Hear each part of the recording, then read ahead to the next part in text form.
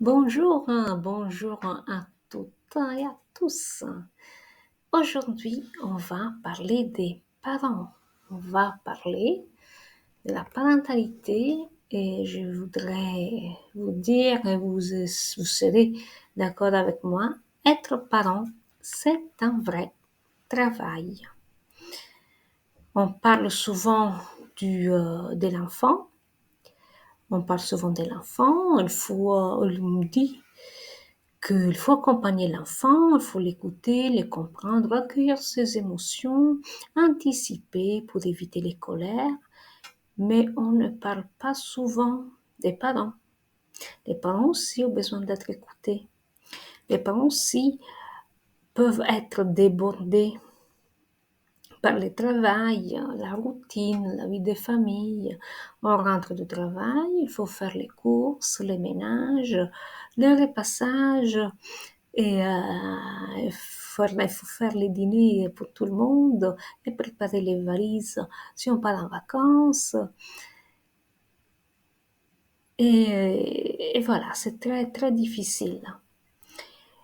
Donc les parents, qui peuvent être vite débordés, épuisés, ils ont aussi les droits, autant que les enfants, à être écoutés, compris, soulagés, soutenus dans leur rôle difficile de parents.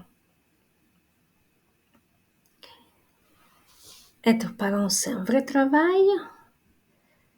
Et il est important donc de ne pas rester seul.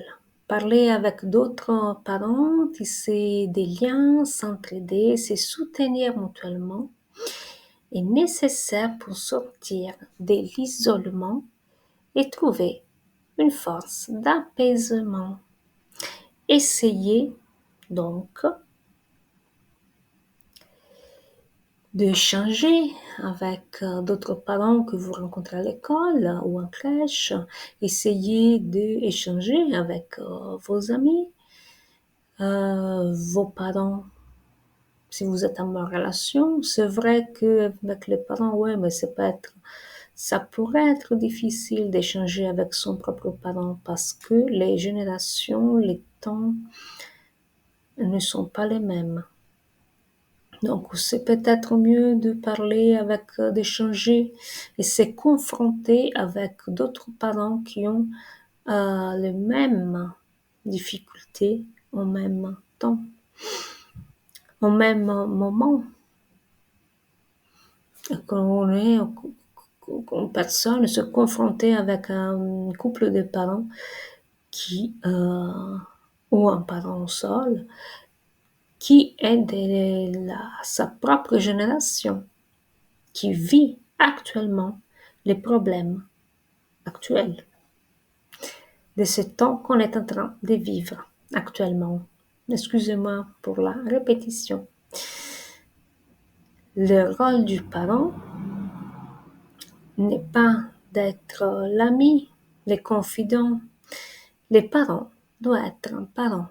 Il doit être ferme, il doit savoir donner, il devrait donner une éducation, des règles de vie, enseigner des valeurs auxquelles s'inspirer, donner une voix à l'enfant, un chemin à suivre. Mais comment? On répète parfois ce qu'on a appris par nos parents ou on enseigne nos enfants selon nos propres expériences. Et se confronter avec d'autres parents, ça pourrait être bénéfique aussi pour l'éducation de son propre enfant. Et comment exercer son rôle de parent de façon positive et constructive, avec une communication claire et cohérente, avec les dialogues, avec la mise en place de repères, d'habitudes, de rituels, ce qui donne à l'enfant sécurité, stabilité, calme et paix. C'est dur, c'est un boulot, Mais être parent, c'est aussi de l'engagement vis-à-vis d'un petit qui n'a rien demandé et à qui on doit tout. Donc oui, c'est difficile, c'est compliqué, c'est fatigant, la routine, le travail, les relations, on est vite à bout. Mais c'est pour ça qu'il ne faut pas rester seul, il faut se confronter avec d'autres parents, des amis, des frères et sœurs qui soient parents. Si vraiment c'est compliqué, il y a les spécialistes, les éducateurs, les psychologues de l'enfance. Mais moi, je pense que chaque parent, comme chaque être humain, il a des ressources en lui et des ressources insoupçonnées. Donc, moi, je conseille de puiser dans votre propre ressource personnelle. Vous mettre au calme s'il y a un problème avec votre enfant, vous n'y arrivez pas. Essayez d'en parler entre vous. Essayez de réfléchir seul en silence, de parler entre vous et de parler avec d'autres personnes, avec d'autres parents. Si vous voulez demander aussi à la maîtresse ou au maître, les personnes, les professionnels de la crèche, mais c'est vous, les parents, qui connaissez votre enfant. Et en plus, votre enfant, il est bien, il vient bien de vous, il a bien votre ADN. Donc, vous allez voir, si vous l'observez, qu'il y a des traits de caractère qui vous ressemblent, qui ressemblent aux vôtres. Donc, c'est à cette occasion que vous pouvez réfléchir et puiser dans vos propres ressources. Et essayer de régler les problèmes de vous-même en parlant avec votre enfant. Il est en capacité de parler, en parlant avec votre enfant, en lui expliquant les choses,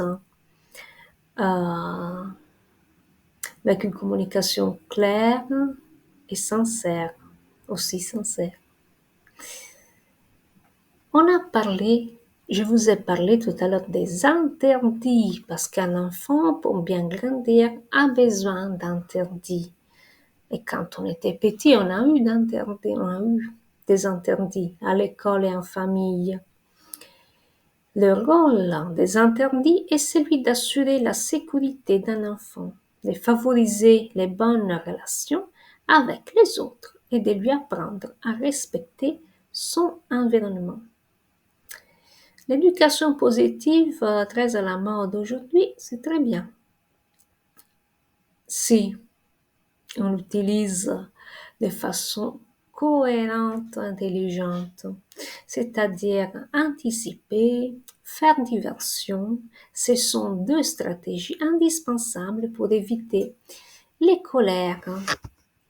Mais les interdits, les règles, poser un cadre est indispensable aussi, car il est structurant pour le développement des enfants. Les adultes ont bien un cadre pour vivre en société, des règles de vie et des interdits pour respecter les autres et la liberté de chacun. La liberté finit où commence la liberté de l'autre.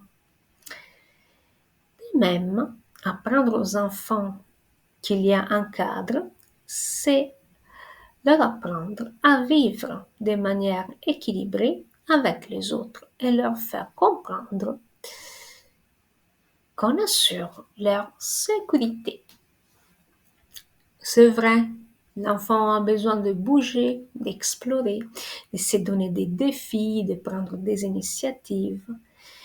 il y a des endroits créés pour que les enfants jouent en sécurité, tout en satisfaisant leurs besoins de crier, sauter, grimper, courir. Ces endroits sont le parc, où les ludothèques où a été mis en place un parcours, les piscines, salles de sport. Il existe des séances de baby gym, des salles d'escalade. Tout est mis en place pour faire sortir les enfants et les parents de la maison et aller à l'extérieur, à la découverte du monde, en toute sécurité. Pas besoin qu'ils grimpent sur la table de la cuisine s'ils vont à la salle d'escalade ou si à la ludothèque il y a un parcours moteur qui est mis en place ou si vous souhaitez les amener au baby gym. Ils seront tellement fatigués qu'au final, ils vont s'asseoir, manger et dodo. Pas besoin de grimper sur la table de la cuisine parce qu'ils ont grimpé assez. Donc voilà, mes chers parents, mes chers amis, ne restez pas seuls. S'il y a des difficultés, parlez avec vos proches, vos amis, d'autres couples, couple ou pas couple, même un parent seul, d'autres parents qui ont des enfants du même âge, qui sont à peu près de votre génération, qui affrontent à peu près les mêmes problématiques.